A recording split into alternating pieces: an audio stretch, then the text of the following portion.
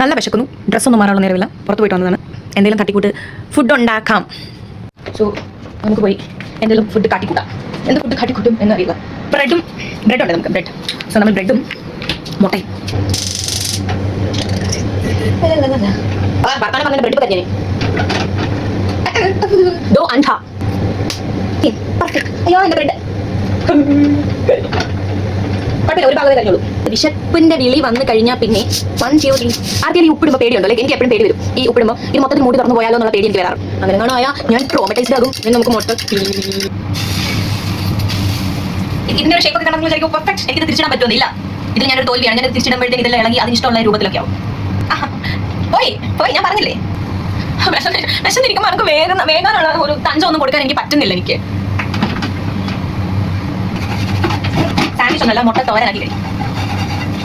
അയ്യോ ഗൈസ്, ഞാൻ ഇതിനകത്ത് കുരുമുളക് ഇടാൻ മറന്നുപോയി. നമുക്ക് കുരുമുളക് വേണം. Scrambled egg is ready guys. It's ready to eat now.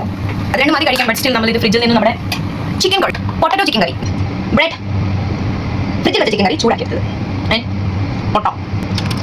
നല്ല ഉഗ്രൻ വിശപ്പ്. ഇപ്പം എനിക്കറിയില്ല എത്ര പേർക്ക് ഈ ചിക്കൻ ബ്രെഡ് കോംബോ ഇഷ്ടമാണ്. ബട്ട് എനിക്ക് ഭയങ്കര ഇഷ്ടമാണ്. എനിക്ക് എൻ്റെ ചിക്കൻ കറിക്കകത്ത് ഞാൻ കുറച്ച് എൻ്റെ chicken curry not a normal chicken curry, it's potato chicken curry. അപ്പം